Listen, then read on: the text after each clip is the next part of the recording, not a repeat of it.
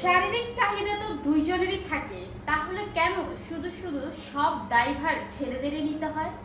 তোমরা যখন শারীরিক সম্পর্ক করতে যাও, ছেলে আর মেয়ে উভয়ের দুজনের মতামত থাকলেই কিন্তু শারীরিক সম্পর্কটা হয়। একা একা কিন্তু কখনো শারীরিক সম্পর্ক করা যায় না। সো মেয়ে তুমি সম্মতি দাও বিধায় তোমার শারীরিক সম্পর্কটা হয়, দেন মজা তুমিও পাও, মজা ছেলেও পাও।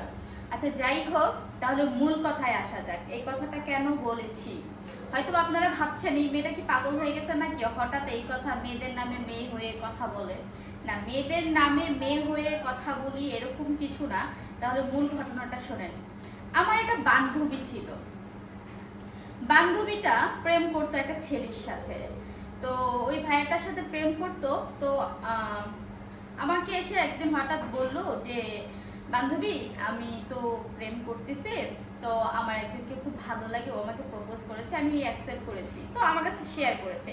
তো আমি বললাম ওকে ফাইন, ভালো কথা, প্রেম করা ভালো খারাপ না, প্রেম করো, কিন্তু আদারওয়াইজ কোনো কিছু করতে যেও না কিন্তু। তো আমার বান্ধবী আমাকে বললো দূর তুই কি বলিস না বলিস, আচ্ছা ঠিক আছে গেল। আমার কিছুদিন পরে আমার বান্ধবী রুমে আমার বান্ধবীর বয়ফ্রেন্ড একটা রুমে দেখেছে তাকে। তো বান্ধবীরও সহমত, বান্ধবীও যাবে। এখন বান্ধবী আমাকে এসে বলতেছে, তা আমি বললাম দেখ বান্ধবী একটা কাজ কর, এরকম করিস না বিয়ের আগে, ও যদি তোকে বিয়ে না করে তাহলে তুই কি করবি? তো আমার বান্ধবী আমার কথা শুনলো না, ও ওর মতো চলে গেল রুম ডেট করার জন্য। রুম ডেট করে আসলো, দুইজনেই কিন্তু মজা পাইলো, মজা কিন্তু একজন পাই নাই, দুইজন পাইছে। আচ্ছা ঠিক আছে, যখন মজাটা শেষ আবার এসছে। তারপরে এইভাবেই চলতে থাকলো তাদের বিয়ে ছাড়া। কিন্তু ছেলেটা প্রতিশ্রুতি দেয় তাকে বিয়ে করবে একটা ভালো কাজ করে, ভালো একটা করে, ঠিক আছে। তো ওই প্রতিশ্রুতিতে মেয়ে ভুলে গিয়ে একদম লেটাই পাটাই ফেলছে। রুম ডেট করে, নদী বন্দরে ডেট করে, তারপরে হচ্ছে তোমার ঝোপঝাড়ে ডেট করে, যেইখানেই একটু মৌকা মিলে যায় সেইখানেই ডেট করা শুরু করে দেয়। যাই হোক, এরকম করতে করতে করতে একদিন হঠাৎ ওর মা আমাকে জিজ্ঞাসা করে, আমার বান্ধবীর মা, আচ্ছা সত্যি করে বলতো ওকে বিয়ে করার জন্য চাপ দিচ্ছি, ও বিয়ে করতে চায় না কেন, ও কি কারোর সাথে রিলেশন করে?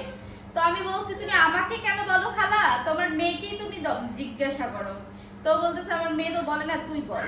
তারপরে আমি বলে দিলাম যে হ্যাঁ ও একটা ছেলেকে পছন্দ করে, এখন ভয়ে বলে না, যদি তুমি রাজি না হও। তো ওর মা বললো ঠিক আছে আমার সমস্যা নাই।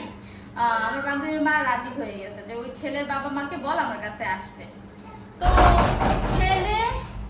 ছেলেকে মেয়েটা বলার পরে ছেলেটা ডাইরেক্টলি মানা করে দিছে, বলছে তো দেখো এখন আমার বিয়ে করার সময় হয়নি, আর আমার ফ্যামিলিকে এখন জানানো যাবে না। এই কথা শুনে তো মেয়ের মাথায় আকাশ ভেঙে পড়েছে। এখন তো মেয়েটা ওকে এত ফোন দেয়, এত মেসেজ করে, রিপ্লাইও দেয় না, ফোনের রেসপন্সও করে না, কোনো কিছুই করে না, সবকিছু টোটালি ব্লক করে দিয়েছে। এখন বিয়ে করবে না, তার মানে ওকে বিয়ে করবে না, ওকে ইউজ করার ছিল, ওকে ইউজ করেছে। এখন কথা হচ্ছে এখানে দোষটা কার, ছেলের? আমি কখনো ছেলের দিব না, দোষ দুইজনেরই, উভয়েরই, দুইজনেরই ছিল। ছেলের দোষ আছে ওখানে যতটুকু, ততটুকু মেয়ের দোষ। মেয়েটা যদি পেতে না দিত তাহলে ছেলেরা কখনো নিতে পারতো? আপনারাই বলেন।